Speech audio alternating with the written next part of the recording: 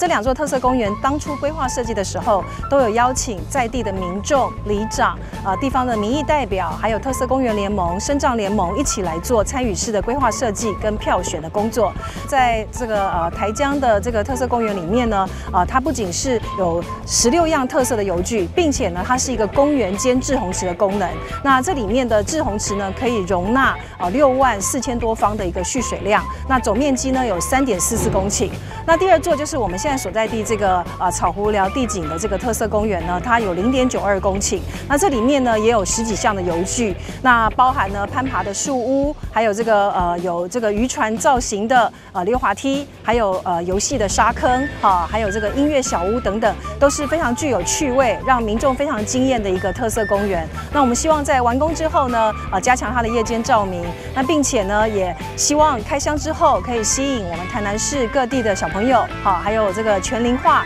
包含老人各种年龄层呢，都可以来到这个特色公园游玩。因为其实我们安南区的特色公园目前应该是这2个是最新的，而且之前就有很多的里民一直在说，里长我们可不可以有特色公园？我觉得那现在有一个特色公园是让我们这边的住户是非常开心的一件事。然后再加上我们现在有台江地景公园，那也很对大家的那个社会教育上方面也会非常的有指标性的，对啊。然后再加上我们那边的路很宽敞、很平坦，我们以后运动也很方便。掌握市政3分钟，台南进步向前冲。一个草湖寮历史公园，一个是台江地景公园，那分别是0.9公顷跟3.3公顷。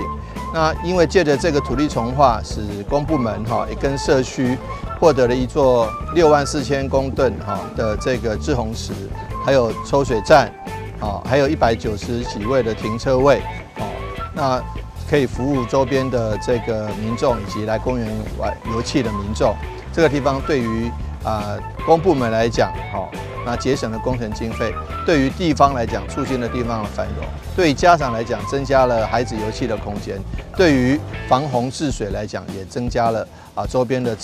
这个滞洪池，所以一个属于多赢的局面。那也借着这个工程预算的控制，在短短2年又7个月的时间就完工，然后又能够把工程经费做相当程度的节制，那也可以节省民众的荷包，不用远到他乡去玩其他的这个特色公园。其实这个特色公园，我觉得 CP 值已经很高了，所以欢迎大家来使用哦。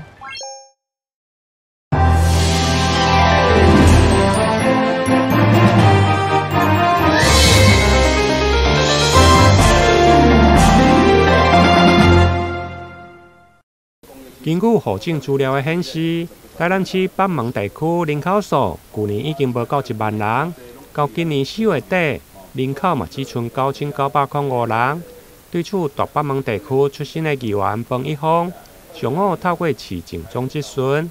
探讨人口的流失原因。除了人口的老化，另外议员嘛以就业机会少以及交通无利便为例，为了解决溪南的塞车，议员认为溪南、溪北一定要平衡来发展，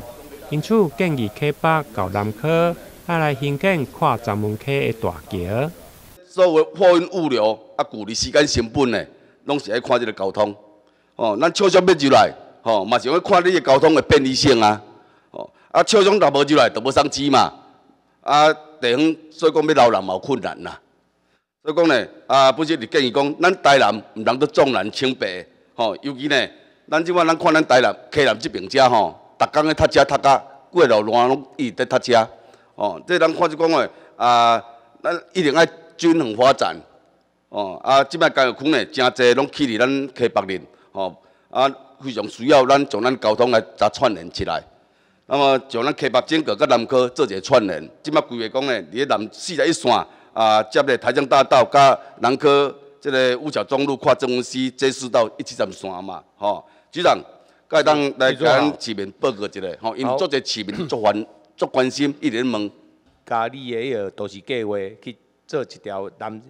接南41线去接过来新集工业区的这一条的桥梁。那总经费这条桥梁大概在63亿。那目前为止，我们其中的一个报告规划报告大概完成了，大概在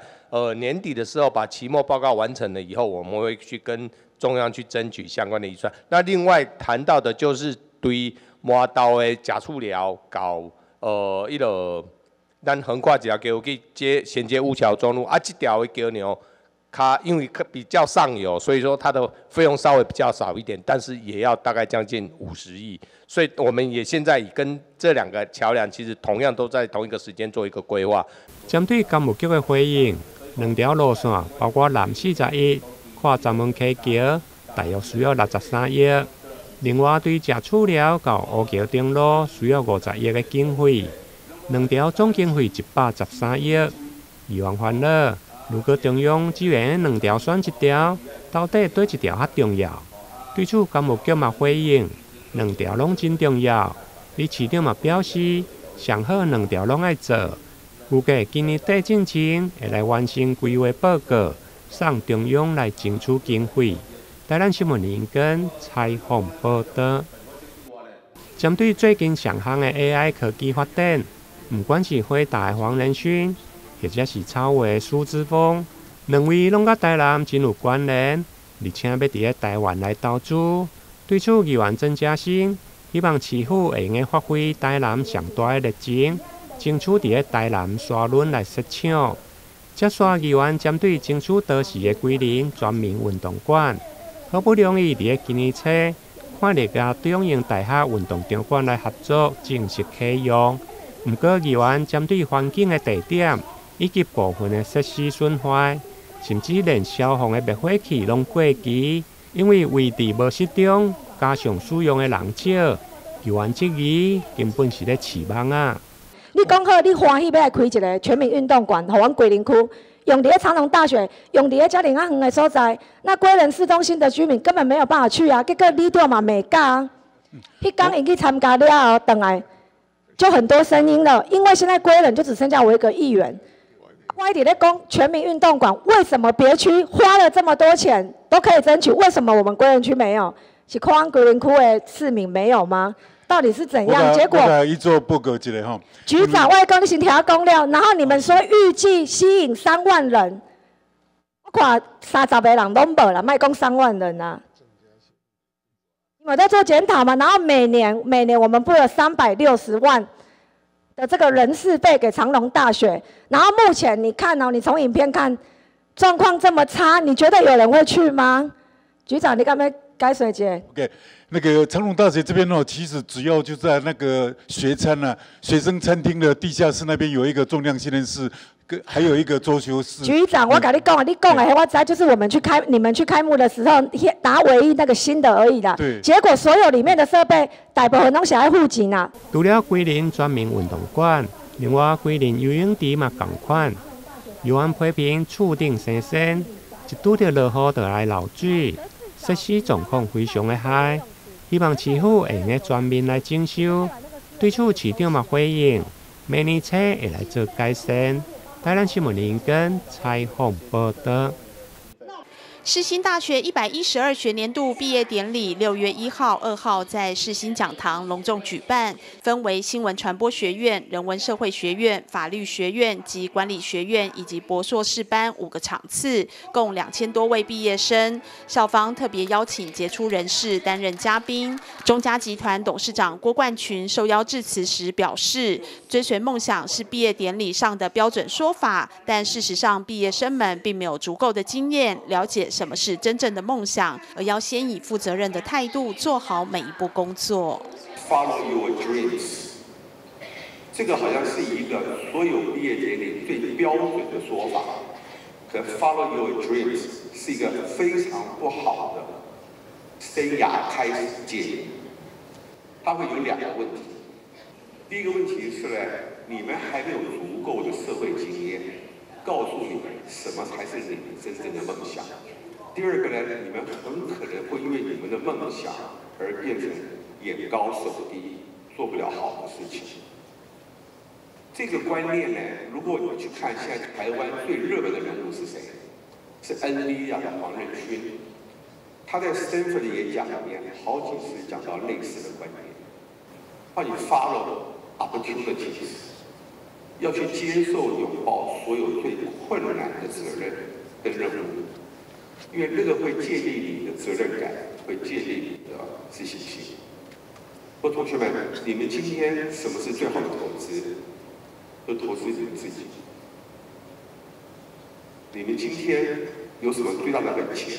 就是因为你们年轻。我可以跟你们保证，你们好好做一个事情，现在开始用负责的态度去做，15年以后，你们一定会有一些你们一辈子没有想到的梦想，它奇迹的发生。现场，郭冠群董事长还以有奖征答的方式送给毕业生们牛排大餐与3万元的毕业贺礼。世新大学校长陈清和表示，除了邀请郭董事长担任毕业嘉宾，也计划聘请郭董事长作为学校的客座教授。这5年，我看到中嘉学院也是郭总裁所带领之下的这个集团，善待我们的社会，善待我们的媒体。所以因此，今天我们在我们传播学院的这个演讲里面呢，他也来帮我们谈谈他的想法。那么更重要的地方，我跟各位宣布一件事情，一个是经过郭总裁的同意，本校将在今年的9月聘请郭总裁作为本校的客座教授，希望借由郭总裁的这些过去的经历背景以及他在社会的影响力，能够带给我们传播学院、跟管理学院、人文社会学院、法学院都能够受到不同的嘉惠。毕业典礼上还颁奖给成绩优秀以及在校外有杰出表现的学生，并由所属学院院长和学生代表致辞。新闻传播学院院长阮明淑勉励毕业生以媒体人的精神为社会创造正面积极的影响。毕业生们也怀着感恩的心情，感谢师长的教诲，并依依不舍与同学们的相处时光。首先呢，要先谢谢我的爸妈，还有谢谢这4年陪伴我们的好兄弟们。就希望可以本科系吧，就是往广告代理商走，然后希望大家都有一个好结果。大学玩得很开心，尤其是大1、大2，然后有点不想毕业，因为还不想就业。谢谢老师这4年对我们的教导。我是世新女篮毕业生白启薇，然后我是公广系的。4年来虽然在场边陪伴学妹，但是就是我都可以知道他们在场上是很辛苦的，然后教练团也是非常的辛苦，然后但是也很感动，4年来都是拿到冠军，然后也完美的落幕这样子。现场毕业生家长与亲友们也前来见证这场充满温馨与感动的毕业典礼，并期许毕业生们离开校园后都能展翅高飞，迎向卓越成就与美好未来。记者林习慧台北报道。来站在龙头，祈求咱台湾风调雨顺。副市长邱佩玲担任点金官，循着开光仪式替龙舟点金，祈求航行平安。接着祭江仪式也马虎不得，在道士的引导下祭酒拜三牲。典礼之后，三牲树果全都要抛向大海，打雄黄酒，象征对大海的尊敬。水国龙阮真鲜，这鱼的准备大家享用，嘛是讲咱这我讲有好的也好坏的，他们都可以享用，不要再干扰我。因为疫情停办4年的基隆端午龙舟赛，今年恢复举办，市政府和体育会选择良辰吉时举行点睛开光、即将下水典礼。今年是第2次我参加这个活动，非常庄严。那今年也跟以往也不太一样，疫情前的时候不太有龙舟，那今年开始有20队。那6月10号的时候也会有很多活动，民政处办了有立蛋也有嘉年华，所以很希望基隆的民众一起来看龙舟，享受端午节合家团圆的气氛。睽违4年，龙舟赛恢复举行，不少选手和教练相当兴奋。体育会说，6月10号当天会以嘉年华形式邀请民众一起同乐，而明年将争取回到基隆港举办龙舟赛事。在国中的时候有参加过全中运，然后已经有4年没有滑了，很开心在毕业前还能够有机会再滑一次，还蛮期待这次的比赛。这是端午龙舟呢，这是一个传统的一个赛事哦。然后我们学校八斗高中呢都会来参与这个比赛。往年的时候有参加的时候，我们都得到很好的成绩。对。啊，选手们呢，给学生们也都非常的期待，说，这个比赛，对。然后这也可以让他们在高中生涯当中呢，是一个完美的一个回忆。疫情休息了好几年，今年重新办，虽然场面没有以前那么热，可是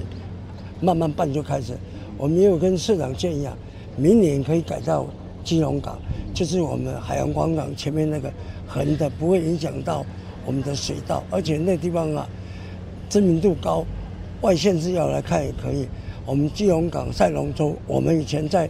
基隆港也办过2次，希望说在市政府还有港务局跟议会大力协助这样。今年基隆龙舟赛总计有20支队伍报名参赛，当天还有立弹及表演活动。欢迎民众来到基隆参加全台唯一的海上龙舟赛，一起看龙舟庆端午。记者黄少明基隆报道。端午节快到了，如何应景又能够吃粽子吃得更健康呢？卫福部基隆医院院长林三奇、营养室主任张黄瑜以及营养师林玉婷，直接用自行调配的食材，利用芋头、玉米以及燕麦的原态来取代糯米，以及使用鹌鹑蛋代替高钠的咸蛋黄，用猪腿肉来取代高饱和脂肪的3层肉，和用价格亲民、口感相近的鹰嘴豆来取代栗子，包出高纤低 GI， 也就是低升糖指数，兼顾健康营养又好吃的玉香米粽，提供大众，特别是有3高的民众，在端午节吃健康粽的好选择。我们今年研发的主题是用低 GI、高纤、低钠、高钾去作为发想的，专门针对3高的民众设计可以安心吃的粽子。刚才有提到，非常多的粽子在爆香的时候会使用到猪油。那我们在爆香的时候可以使用什么样的油才可以减少饱和脂肪酸的摄取量呢？这边给大家3个建议。第一个可以用芥花油，台湾非常常见，非常好买，它是属于单元不饱和脂肪酸含量比较高的油。第2个是苦茶油，第3个是橄榄油，这3个都是属于单元不饱和脂肪酸含量比较丰富的油脂，我们用来小火爆香呢也是比较安全的。好粽也要配好酱，营养师林玉婷除了开发出玉香米粽，也调配出同样兼顾健康营养的番茄好味酱，作为玉香米粽独一无二的健康蘸酱。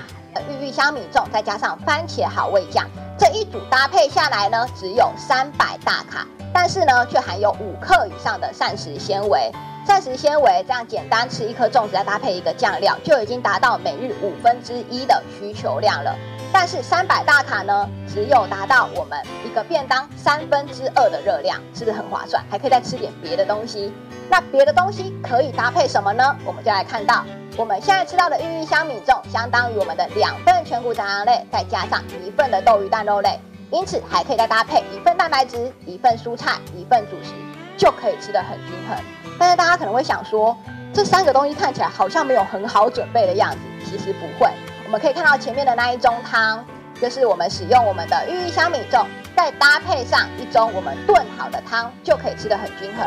汤的种类呢，这边也提供了3种选择给大家选择，不管是萝卜马铃薯排骨汤，或是苦瓜玉米炖鸡汤，或是番茄山药鲜鱼汤，都可以很好的搭配我们的粽子，吃得均衡又健康。林玉婷也提醒大家，端午节要吃各种粽子，要吃得健康，除了要把握吃多少蒸多少的原则之外，要冷藏粽子时务必要把握333的原则，才能吃得安心又健康。冰箱保存的时候也要注意哦，我们冷冻的粽子啊，不能超过3周；冷藏的粽子不要超过3天；煮好在室温的粽子不要超过3小时。我们遵循这个333原则来做记忆：冷藏不超过3周，冷冻不超过3周，冷藏不超过3天，室温不超过3小时，这样吃粽子才可以吃得营养又健康。记者吴俊松基隆报道。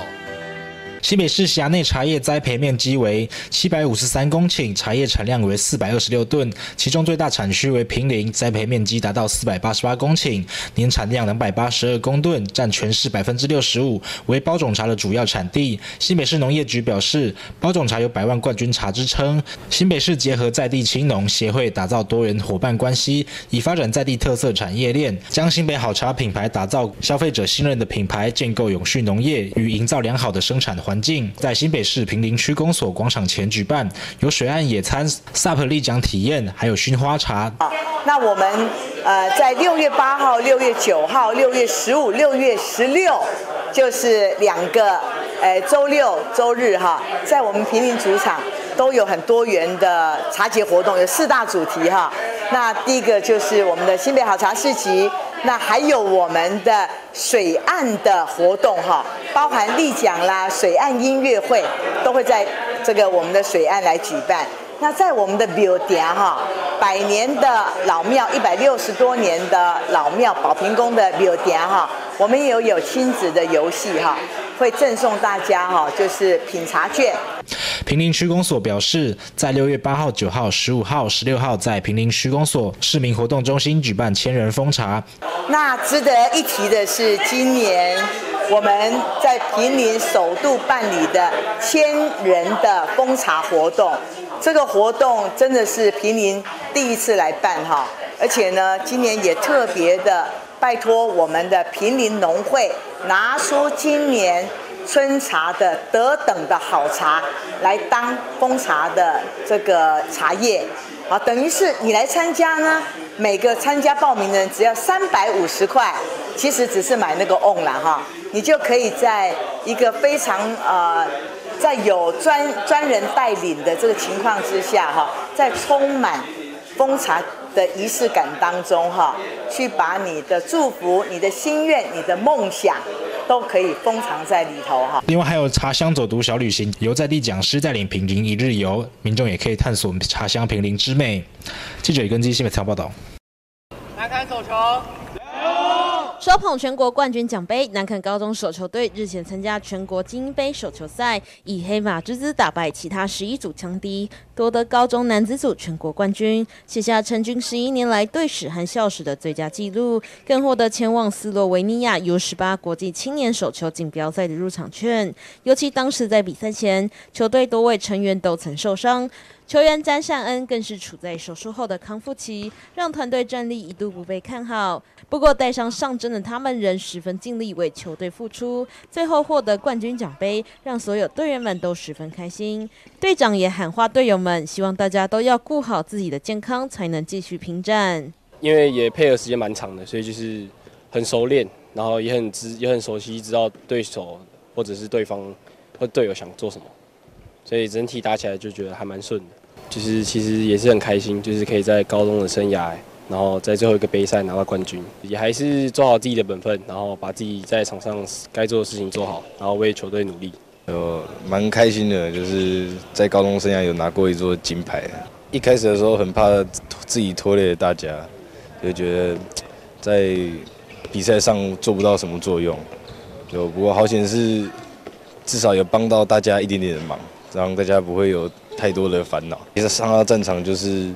没有想那么多，就是放开来打。在高中生涯最后一场拿到冠军，其实蛮开心的。我觉得大家都打得蛮不错的，就是都有把自己平常练习的强度跟自己的标准在哪都有打出来。当自己状况不好的时候，不要太急，然后要把自己的状况慢慢调整。保持好自己的健康吧，不要一直受伤，然后再为南崁再拿1座冠军。这次也有不少高2、高1的学弟参赛，他们也感谢学长们的指点，帮助他们及时调整好状态，更累积宝贵的比赛经验。希望之后进一步加强彼此的默契，为接下来的世界赛和明年的全国赛做好准备。我们通常赛前开赛的时候表现都不好，然后学长都会给予适时的鼓励，还有跳出来带动球队，让我们比赛前状态不好的时候不会陷入到说不会得分这样，都会有调整，学长会给我们有调整的时间，对，可以帮助我们可能之后比赛如果落后或者是要追分的时候的心态，在这次比赛都有很大的加强，就是再拿一个金牌，跟努力让自己有更多的成绩这样。紧张没有到很紧张，但就是可能比赛不好的时候，学长就会跳出来说，可能我可以帮你，然后让我去好好调整。我觉得学长做一些鼓励，让我觉得不会那么紧张，可以更放开来打。就是可能再跟学长多做沟通，就是默契啊，因为跟这些高二好像没有什么默契，就是可能慢慢配合。就是这一次也是第一次出国比赛，就是希望学一些经验，然后回来在国内也可以用到。球队教练也欣慰表示，球员们向心力越来越强，也比较不容易因为落后而自暴自弃，值得给予肯定，但仍有进步的空间，会加强训练来备战世界赛。南崁高中校长也称赞队员们的努力不懈，为自己和学校都争光，而学校也会尽力来筹措经费，让学生们可以安心出国比赛。我觉得他们对球队的向心力越来越好。就没有像以前那样零散散。这次比赛他们其实都表现得比之前好很多，就是不管心态还是球技上面都，我觉得有发挥出来，但还要再加强。我一样会着重在他们的个人技术，然后还有体能方面，然后再慢慢加到团体这样。那我们南崁高中手球队获得冠军，是我们南崁高中男子队成军以来11年的第一次的冠军。那对这一群孩子来讲，真的是意义非凡。那过去呢，我们最好成绩是这个全国第2。那这次能够拿到这个冠军，对于孩子来讲是一个很大的鼓励。那我们现在在努力的来争取这个各界的这一个协助，让我们这个手球队的孩子呢，能够很顺利的在7月初到这个斯洛维尼亚参加这个比赛。那也期待他们在这次的这个锦标赛能够有非常好的成绩表现。那也到国外去看看这个外面的这些选手啊，透过这个比赛能够让自己的实力呢更加的坚强。南崁高中手球队成军11年，终于在今年扬眉吐气，还获得参加世界赛的资格，让球员和学校都为之振奋。不过出国经费不足成为一大隐忧，校方也希望善心人士能伸出援手，协助这群手球小将到国外拓展视野，为国争光，也培育未来的手球人才。记者林台报道。